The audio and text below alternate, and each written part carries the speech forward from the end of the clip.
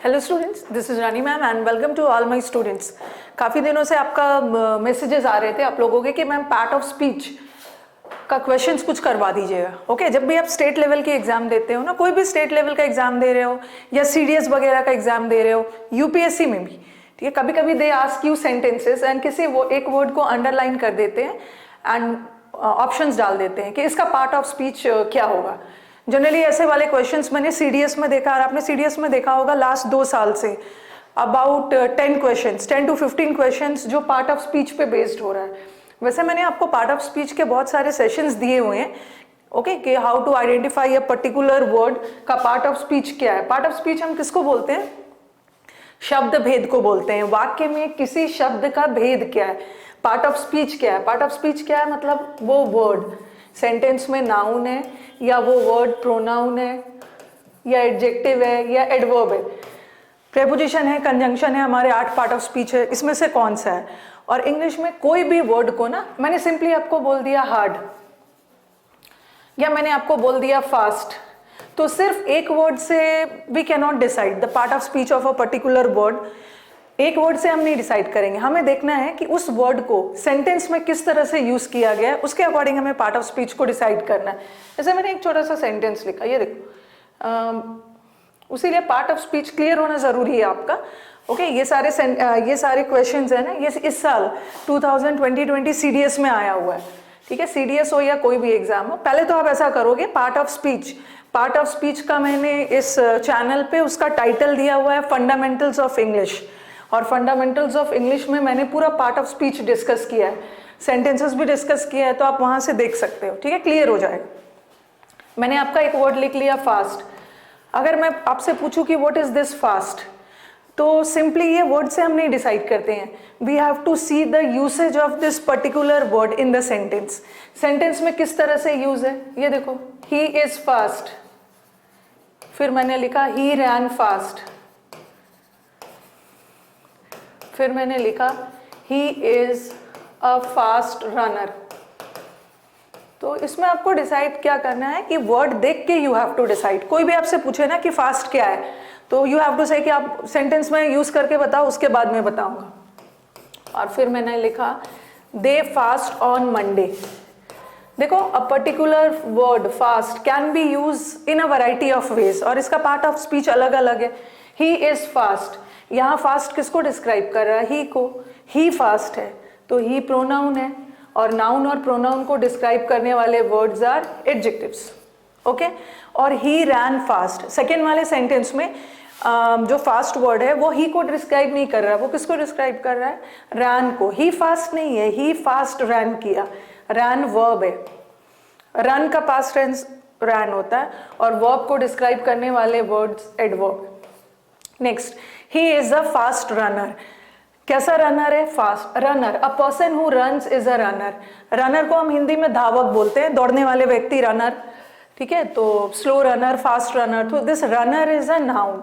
कैसा runner? Fast. देखो, मैंने फास्ट को एडजेक्टिव भी यूज कर लिया और एडवर्ब भी यूज कर लिया। पहला 3 सेंटेंस में फास्ट का मतलब तो तेज के सेंस में, बट यहाँ तो मैंने फास्ट का पार्ट ऑफ स्पीच ही बदल दिया है, ठीक है। यहाँ फास्ट का मतलब हो गया व्रत रखने के सेंस में। तो दे फास्ट ऑन मंडे, दे हमारा क्या है? सब्जेक्ट, और हर वर्ब को अपना सब्जेक्ट को एक वर्ब चाहिए, तो यहाँ का फास्ट का मतलब है व्रत रखना, तो यहाँ का फास्ट वर्ब हो गया। और फिर मैंने लिखा they keep a fast on Monday. See the last 2 sentences ना, the last 2 sentences literally they convey the same meaning, but the difference is in the usage of the word fast. Fast word को अलग तरीके से use किया। यहाँ fast के पहले अ आ गया, अगर फास्ट के पहले आर्टिकल आ गया, इसका मतलब है फास्ट, यहाँ पे आर्टिकल आ गया, तो यहाँ का फास्ट नाउन, यहाँ का फास्ट वर्ब, यहाँ एडवर्ब, एक जगह एडजेक्टिव। तो according to the usage you have to decide कि पर्टिकुलर वर्ड का पार्ट ऑफ स्पीच क्या है, ठीक है। चलो, पहला वाला क्वेश्चन देखो। All the pilgrims rested for a while under the banyan tree. सारे तीर्थ यात्रियों ने रेस्ट किया पेड़ के नीचे, बैनियन के पेड़ के नीचे। अब adverb, place value, preposition, verb. Under कहीं से वर्ब तो है नहीं, ठीक है। ऑल द पिलग्रिम्स, इस सेंटेंस का जो पिलग्रिम्स है हमारा सब्जेक्ट है, सब्जेक्ट को अपना वर्ब मिल गया तो रेस्टेड वर्ब हो गया। वैसे वैसे रेस्ट नाउन भी होता है। अगर मैंने ऐसा लिखा होता ना, the pilgrims they took some rest, the pilgrims took some rest, तो दे क्या है सब्जेक्ट, ये क्या है वर्ब, और सम क्या है डिटर्मिनर है। डिटर्मिनर किसकी विशेषता बताता है, नाउन की। तो यहाँ का रेस्ट नाउन हो गया, बट यहाँ का रेस्टेड वर्ब था, तो वर्ब तो होगा नहीं, वर्ब तो होगा नहीं, प्लेस वैल्यू भी नहीं है यहाँ पे। या तो एडवर्ब होगा, या तो एडवर्ब होगा, या तो प्रेपोजिशन होगा, यही दो चीज हो सकता है। और ये जो अंडर है ये दोनों का काम कर सकता है। ये अंडर सेंटेंस में एडवर्ब भी हो सकता है, ये सेंटेंस में प्रेपोजिशन भी हो सकता है, ये दोनों का काम कर सकता है। Now you have to decide कि इसका यूज किस तरह से किया गया है। देखो, all the pilgrims rested for a while under the tree, ये अंडर किसके पहले लगा है, ये अंडर बैनियन ट्री के पहले लगा, और बैनियन ट्री क्या है, नाउन, और प्रेपोजिशन किसके पहले आता है, नाउन के पहले। तो यहाँ का under is a preposition, okay, noun के पहले आया। जैसे ही was sitting under the tree, किसके नीचे, ट्री के नीचे, ट्री नाउन है। ही was sitting under the table, किसके नीचे, टेबल के नीचे। तो एक ऑब्जेक्ट आ रहा है, ठीक है, ऑब्जेक्ट होने के लिए किसके नीचे आ रहा है ना, द टेबल, ठीक है, द ट्री, यहाँ he was sitting under the tree, तो the tree is a noun, और नाउन के साथ पहले आने वाले वर्ड्स प्रेपोजिशन है, क्योंकि प्रेपोजिशन के नाम में ही है pre plus position.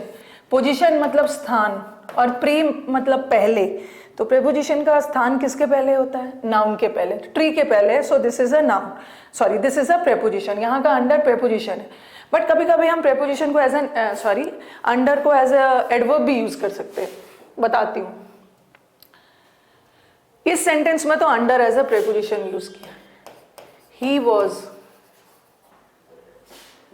Buried under, he was buried under by the avalanche, बर्फ के नीचे, बर्फ के चट्टान के नीचे ही वॉज बरीड, दबा हुआ था। देखो, he was buried under by the avalanche, okay, या he was taken under, he was taken under for surgery, या I got him under for surgery, surgery के लिए। ये जो फॉर प्रेपोजिशन है ना, ये सर्जरी के लिए लगा है, ठीक है। और ये जो एवलांच है, बर्फ की चट्टान, तो इसके लिए ये जो प्रेपोजिशन है ये किसके लिए लगा है, एवलांच के लिए, और ये जो प्रेपोजिशन है सर्जरी के लिए लगा है। अब देखो, ये प्रेपोजिशन नहीं है, ठीक है, यहाँ भी अंडर प्रेपोजिशन नहीं है, ये किसकी विशेषता बता रहा है, ही वॉज बरीड अंडर, बरीड की, और बरीड वर्ब है, और वर्ब को डिस्क्राइब करने वाले वर्ड एडवर्ब है। आई टुक हिम अंडर, मैंने उसको अपने अंदर लिया, अपने अंडर लिया ऑब्जर्वेशन में सर्जरी के लिए, तो यहाँ टेकन की विशेषता बता रहा, सो this is an adverb.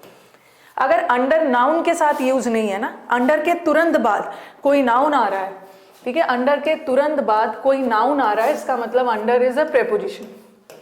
But यहाँ अंडर के तुरंत बाद कोई नाउन नहीं आ रहा है, यहाँ अंडर के बाद भी तुरंत कोई नाउन नहीं आ रहा है, सो अंडर यहाँ पे प्रेपोजिशन नहीं है, यहाँ पे एडवर्ब होगा, ओके। नेक्स्ट वाला, the wonderful statue of the leader welcomes all people to city, ठीक है। द वंडरफुल स्टैचू, एक तो ये ऑब्जेक्ट है ही नहीं, ठीक है, ये क्या है, ये वेलकम्स क्या है, वेलकम्स वर्ब है, ठीक है, वेलकम वर्ब है, और हर वर्ब का अपना सब्जेक्ट होता है। तो ये जो स्टैचू है ये सब्जेक्ट है, ठीक है, ये स्टैचू के लिए ही वेलकम लगा है, ठीक है। और ये वंडरफुल क्या है, ये वंडरफुल स्टैचू की विशेषता बता रहा है, तो ये वंडरफुल इज एन एडजेक्टिव, ठीक है, एडजेक्टिव है, इसका मतलब है ये एडजेक्टिव किसको डिस्क्राइब करता है, नाउन को। व्हाट इज स्टैचू, मूर्ति, और स्टैचू इज अ मूर्ति, स्टैचू इज अ थिंग, और what are noun, nouns are naming words, noun is the name of a thing, person, तो यहाँ पर ये हमारा नाउन है, ठीक है, नाउन है, ओके। सबसे पहले कि ये स्टैचू हमारे सेंटेंस का सब्जेक्ट है, और किसी भी वर्ड को सब्जेक्ट होने के लिए क्या होना है, नाउन या प्रोनाउन। प्रोनाउन तो नहीं है, ये नाउन है, ठीक है। नाउन एक तो ऐसे भी नाउन है, और दूसरा वंडरफुल एडजेक्टिव है। एडजेक्टिव किसको डिस्क्राइब करता है, एडजेक्टिव नाउन को डिस्क्राइब करता है, नाउन की विशेषता बताने वाला। तो इतना तो क्लियर हो गया कि ये नाउन है, ऑब्जेक्ट नहीं है, ठीक है। ऑब्जेक्ट इसलिए नहीं है क्योंकि इसके लिए वर्ब लगा है, ये स्टैचू के लिए वर्ब लगा, और वर्ब का लेना देना ऑब्जेक्ट से नहीं है, सब्जेक्ट से होता है, ये भी नहीं है। अब आ जाओ, या तो नाउन है या तो नाउन फ्रेज है। मैं इसको नाउन फ्रेज नहीं बोलती, इसको फ्रेज में नहीं बोल सकती, क्यों? What is a phrase? Phrase is a group of 2 या 2 से ज्यादा वर्ड को हम फ्रेज बोलते हैं, बट ये तो एक ही वर्ड का है, ये तो एक ही वर्ड का है ना। तो इसको मैं अगर वंडरफुल को भी अंडरलाइन किया होता ना, ओके, वंडरफुल स्टैच्यू, अगर ये दोनों अंडरलाइन रहता तब मैं इसको फ्रेज बोलती। Phrase is a group of words. Phrase होने के लिए एटलीस्ट 2 वर्ड तो होना जरूरी, 2 या 2 से ज्यादा वर्ड्स, शब्दों के समूह को हम फ्रेज बोलते हैं। तो अगर दोनों अंडरलाइन रहता तो मैं फ्रेज बोल सकती थी, बट यहाँ तो एक ही वर्ड अंडरलाइन है, so this is a noun. Noun. Next, this is his pen, this is his pen, और ये देखो this is his pen, pen क्या है? नाउन है, नाउन। और मैं हिज को प्रोनाउन नहीं मान सकती, I can not consider his age pronoun. क्यों? क्योंकि नाउन और इसको मैं प्रोनाउन इसलिए नहीं मान सकती ना, क्योंकि नाउन और प्रोनाउन साथ साथ यूज नहीं होता है। We use pronouns instead of noun, noun के बदले आने वाले वर्ड्स प्रोनाउन होते हैं, तो इसको तो मैं प्रोनाउन मान ही नहीं सकती। एडवर्ब है ही नहीं, ठीक है, एडवर्ब है ही नहीं, और वर्ब तो है ही नहीं, वर्ब तो ये, तो ये क्या बच गया? पोजेसिव एडजेक्टिव, ठीक है, पोजेसिव एडजेक्टिव। जैसे आपको मैंने बताया है सेशंस में, माई और माइन, ये माई और माइन दोनों में क्या डिफरेंस है? योर और योर्स, क्या डिफरेंस है? समटाइम्स आप क्या करते हो, कंफ्यूज हो गए ना, इसको भी प्रोनाउन मान लेते हो, ये प्रोनाउन है नहीं, दोनों पोजेशन बताता है। माई भी पोजेशन बताता है, माइन भी पोजेशन बताता है, दोनों पोजेशन बताता है, बट दोनों में डिफरेंस क्या है कि ये पोजेसिव एडजेक्टिव है और ये पोजेसिव प्रोनाउन, ठीक है, ये डिफरेंस है दोनों में। अगर मैंने लिख दिया दिस इज माई और फुल स्टॉप डाल दिया, डोंट यू फील कि दिस सेंटेंस इज इनकम्प्लीट? इसका कोई सेंस नहीं निकल रहा। व्हाई? बिकॉज इसके बाद एक नाउन चाहिए। This is my book, this is my class, this he is my student, तो माई के बाद, योर के बाद, ये सब के बाद एक नाउन चाहिए, नाउन चाहिए, इसका मतलब है ये एडजेक्टिव है। बट ये सबको नाउन नहीं चाहिए क्योंकि ये प्रोनाउन है, या तो नाउन लगेगा या तो प्रोनाउन ही लगेगा, दोनों एक साथ तो लगेगा नहीं। लिखा मैंने दीज बुक्स आर माइन, यहां भी माइन पोजेसिव केस बता रहा, पोजेशन बता रहा है, बट इस माइन को बाद में किसी नाउन की जरूरत नहीं है, इसका मतलब है कि ये प्रोनाउन। तो अगर कोई आपसे पूछे कि आवर, आवर और आज क्या डिफरेंस है, दोनों पोजेशन बताता है, बट ये पोजेसिव एडजेक्टिव है। क्यों? क्योंकि इसके बाद हमें नाउन चाहिए, ठीक है, बट इससे सेंटेंस एंड हो सकता है, इसके बाद नाउन नहीं चाहिए, इसका मतलब है ये प्रोनाउन है। So this is an possessive adjective. Next, when people found that the jewel was in records of रहीम, जब लोगों को लगा कि ज्वेल रहीम के पास है, they gave it to him, okay, ये हमारा सब्जेक्ट है और ये क्या है? वर्ब। देने क्या दिया? they gave it। सबसे ये देखो, ये it किसके लिए?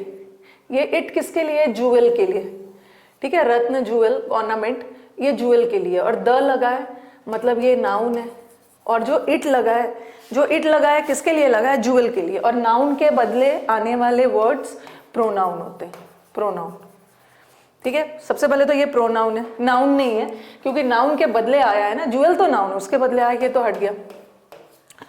हाँ, अब आपका कंफ्यूजन प्रोनाउन और नॉमिनेटिव भी हो सकता है, इसलिए कंफ्यूजन की ये जो नॉमिनेटिव केस होता है ना, ये प्रोनाउन का ही होता है। जैसे प्रोनाउन के तीन केसेस होते हैं, एक नॉमिनेटिव, एक ऑब्जेक्टिव केस, ये भी बता दिया है मैंने, और एक आपका पोजेसिव बताया है। नॉमिनेटिव का मतलब क्या होता है? Subjective case. जैसे ये देखो, ही टोल्ड मी, और मैंने लिखा आई टोल्ड हिम।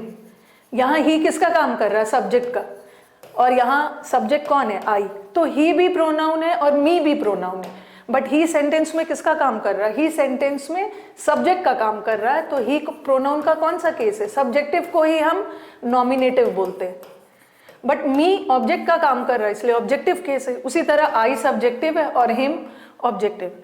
अब यहाँ पे इन्होंने प्रोनाउन, जैसे नॉमिनेटिव केस प्रोनाउन का ही बनता है, लेकिन मैं इसको नॉमिनेटिव नहीं मान सकती, क्योंकि नॉमिनेटिव का मतलब तो सब्जेक्टिव होता है ना, बट यहाँ का सब्जेक्ट तो दे है। इट यहाँ पे किसका काम कर रहा है? ऑब्जेक्ट का, तो मैं तो इसको सब्जेक्ट, प्रोनाउन है बट प्रोनाउन का ये ऑब्जेक्टिव केस है, सब्जेक्टिव नहीं है, तो इसको मैं सिर्फ प्रोनाउन मानूं। प्रोनाउन तो है ही, बट सब्जेक्टिव नहीं है, नॉमिनेटिव। नेक्स्ट, हाँ यहाँ पे प्रॉब्लम्स होता है। ये जो इट है ना, इट एक pronoun, okay, it is a pronoun. और कौन सा प्रोनाउन है? एक इट को हम कौन सा प्रोनाउन मानते हैं? एक इट सब्जेक्ट का काम कर सकता है, एक इट जो सब्जेक्टिव केस है प्रोनाउन का, ठीक है। और एक इट सब्जेक्टिव केस मतलब एक इट होता है पर्सनल प्रोनाउन। बता रही हूं, एक मिनट। जो इट है प्रोनाउन है, ये पर्सनल भी हो सकता है, इसको पर्सनल प्रोनाउन भी मान सकते हैं। पर्सनल प्रोनाउन में क्या आता है? पर्सनल प्रोनाउन का मतलब वो इंडिविजुअल मत समझ लेना है, ठीक है। पर्सनल प्रोनाउन का मतलब है पर्सन पे पड़ा है, first person, second person, third person. जैसे फर्स्ट पर्सन में कौन सा प्रोनाउन आता है? आई एंड वी, सेकंड पर्सन में यू, और थर्ड पर्सन में ही, शी, दे, इट। तो ये सब पर्सनल प्रोनाउंस है, ठीक है। ये सारे पर्सनल प्रोनाउंस है। और सेंटेंस में ही, सेंटेंस में सब्जेक्ट की तरह यूज होता है, यूज सब्जेक्ट की तरह। तो ये सारे पर्सनल प्रोनाउंस का ही सब्जेक्टिव केस है, ठीक है। लेकिन एक इट इम्पर्सनल भी होता है, एक इट इम्पर्सनल प्रोनाउन भी होता है। यहाँ पे बच्चे थोड़े कंफ्यूज हो गए, ओके। ये सेंटेंस देखना, ये सेंटेंस। और जो पर्सनल प्रोनाउंस होता है ना, पर्सनल प्रोनाउंस ही, शी, उसी का तो सब्जेक्टिव और ऑब्जेक्टिव बनता है। देखो मैंने लिखा इट, लिखा मैंने the cat killed the rat, the cat killed the rat लिख दिया। ये कैट नाउन है, ठीक है, ये कैट नाउन है और सेंटेंस का सब्जेक्ट है, और इसके जगह मैंने इट लगा दिया, ठीक है। इट किल्ड द रैट, तो ये इट जो है कैट के बदले लगा, तो सबसे पहले तो ये प्रोनाउन है। कौन सा केस का? सब्जेक्टिव का, सब्जेक्टिव केस है, ठीक है। इट सब्जेक्टिव केस में भी यूज होता है। एंड आई से आई विल डू इट, मैं इसको कर लूंगा। आई सब्जेक्ट है, ये वर्ब है, और ये इट क्या है? ऑब्जेक्ट है, किसी काम के लिए। जैसे ये लिखा मैंने, ये देखो, I will do the work, ये वर्क नाउन है ना, ये वर्क नाउन है, इस नाउन के जगह मैंने इट लगा दिया, आई विल डू इट। तो जो यहाँ इट है ये प्रोनाउन है, यहाँ का इट प्रोनाउन है, ठीक है। और प्रोनाउन में भी किसका काम कर रहा है? ऑब्जेक्ट का। पर्सनल प्रोनाउन है, ये पर्सनल प्रोनाउन है। पर्सनल प्रोनाउन सब्जेक्ट भी हो सकता है, ऑब्जेक्ट भी हो सकता है। यहाँ का पर्सनल प्रोनाउन सब्जेक्ट था, ऑब्जेक्ट था, और यहाँ का पर्सनल प्रोनाउन सब्जेक्ट है, ठीक है, सब्जेक्ट है। तो इट हमारा, एक तो इट पर्सनल प्रोनाउन होता है, ठीक है, इट पर्सनल प्रोनाउन होता है। और पर्सनल प्रोनाउन होने के लिए इट को या तो सब्जेक्ट का काम करना होगा या ऑब्जेक्ट का, क्योंकि प्रोनाउन का भी काम क्या होता है? जो काम नाउन करता है वो काम प्रोनाउन करता है। तो नाउन का भी काम होता है सब्जेक्ट ऑब्जेक्ट बनना, और प्रोनाउन का भी काम होता है, ओके। अब देखो, it is 12 o'clock now and all of us should retire to bed. It is 7 o'clock now. अब जो ये इट है ना, इसको गलती से भी सब्जेक्ट मत समझ लेना, ठीक है, इसको सब्जेक्ट मत समझ लेना। ये इट हमारा सब्जेक्ट है ही नहीं। कभी कभी हम क्या करते हैं, इट से अपने सब्जेक्ट को इंट्रोड्यूस करते हैं। ये देखो, कभी कभी हम इट से अपने सब्जेक्ट को इंट्रोड्यूस करते हैं। देखो ये, it is Ram who help me, ये राम ही है जिसने मेरी हेल्प की। तो ये राम क्या है? ये राम हमारे सेंटेंस का सब्जेक्ट है, ठीक है। हेल्प क्या है? वर्ब। और ये क्या है? ऑब्जेक्ट। ये ऑब्जेक्ट है। और अभी मैंने क्या बताया था कि इट को पर्सनल प्रोनाउन कब मानोगे? इट को पर्सनल प्रोनाउन तब मानेंगे ना जब सेंटेंस में इट सब्जेक्ट या ऑब्जेक्ट का काम करे। बट यहाँ का सब्जेक्ट तो राम है, यहाँ का ऑब्जेक्ट तो मी है। इसका मतलब है कि यहाँ का जो प्रोनाउन है इट, ना सब्जेक्ट है ना ऑब्जेक्ट है, पर्सनल प्रोनाउन है ही नहीं, ठीक है। ये क्या है? Impersonal pronoun. हम इम्पर्सनल प्रोनाउन से, इट से अपने सब्जेक्ट को इंट्रोड्यूस करते हैं, ठीक है। तो ये जो इट हो गया ना, जैसे मैंने लिखा it is 12 o'clock, it is 12 o'clock in the morning, तो आप इट इज से इंट्रोड्यूस कर रहे हो, तो यहाँ का इट इज पर्सनल प्रोनाउन, ठीक है। Impersonal pronoun, impersonal, subject object का काम नहीं कर रहा। इट इज एक इंट्रोडक्टरी फ्रेज है जिससे हम, इम्पर्सनल प्रोनाउन है जिससे सब्जेक्ट को इंट्रोड्यूस करते हैं। Yes, the flower is very beautiful. अब देखो, the flower is very beautiful, ये ब्यूटिफुल क्या है? एडजेक्टिव। इसको हम प्रेपोजिशन नहीं मानेंगे क्योंकि प्रेपोजिशन तो नाउन प्रोनाउन के साथ लगता है। इसको हम कंजंक्शन नहीं मानेंगे क्योंकि ये किसी को जोड़ नहीं रहा है, किसी को जोड़ नहीं रहा है। इसको हम एडजेक्टिव भी नहीं मानेंगे क्योंकि एक एडजेक्टिव दूसरे एडजेक्टिव को डिस्क्राइब नहीं करता है, बट एक एडवर्ब दूसरे एडजेक्टिव को डिस्क्राइब कर सकता है। तो ये जो वेरी है यहाँ पे एडवर्ब है, एडवर्ब, ठीक है। The flower is very beautiful, तो ये जो वेरी है किसकी विशेषता बता रहा है? एडजेक्टिव की। ये मैंने आपको बताया है। What is an adverb? Adverb का काम क्या होता है? An adverb describes a verb, an adverb describes an adjective, an adverb can describe another adverb. एक एडवर्ब दूसरे एडवर्ब की विशेषता बता सकता है। तो यहाँ पे वेरी किसका काम कर रहा है? एडवर्ब का। क्यों? क्योंकि वो ब्यूटीफुल को क्वालिफाई कर रहा है, जो कि एक एडजेक्टिव है। बट ये वेरी एडवर्ब तो होता है, but apart from being an adverb this very can also be an adjective. ये एडजेक्टिव का भी काम कर सकता है। चलो अब हम कुछ क्वेश्चंस देखते हैं जहां पे वेरी, यहाँ तो एडवर्ब का काम कर रहा है, जहां पे वेरी एडजेक्टिव का काम करता है। ये सेंटेंस देखना, अगर मैंने लिखा ही इज वेरी टायर्ड या he is very intelligent, this is the very thing,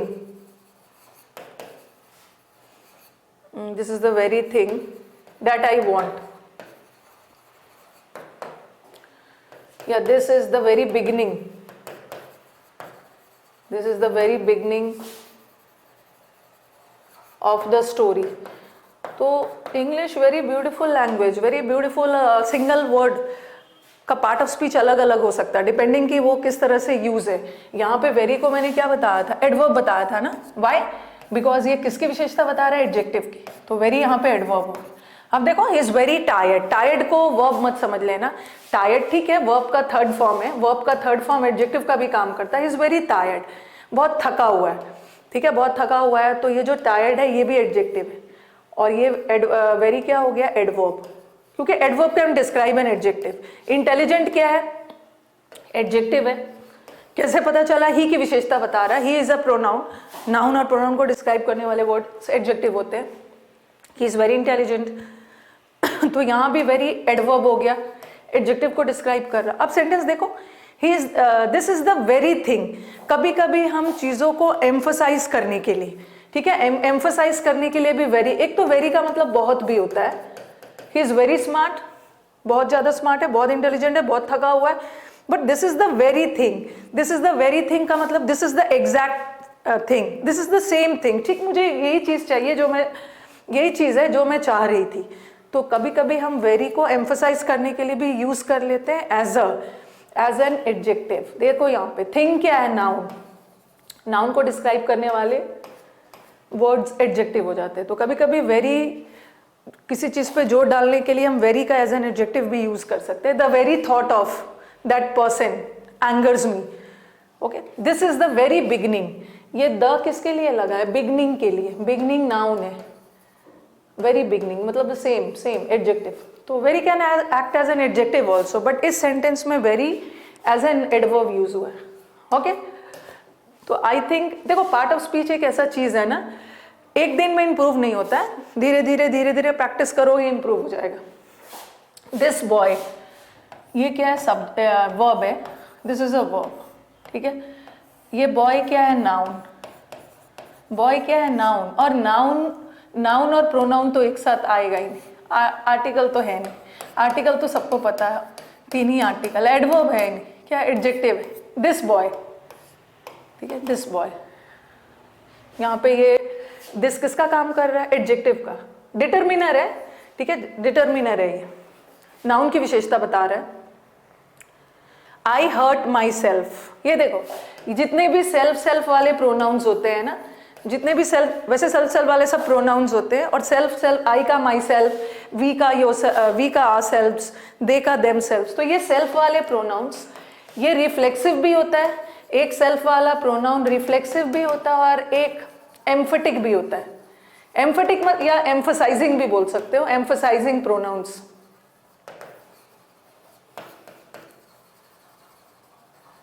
ठीक है। मैंने लिखा I myself did the work, और देखो I did the work myself, I did the work my self.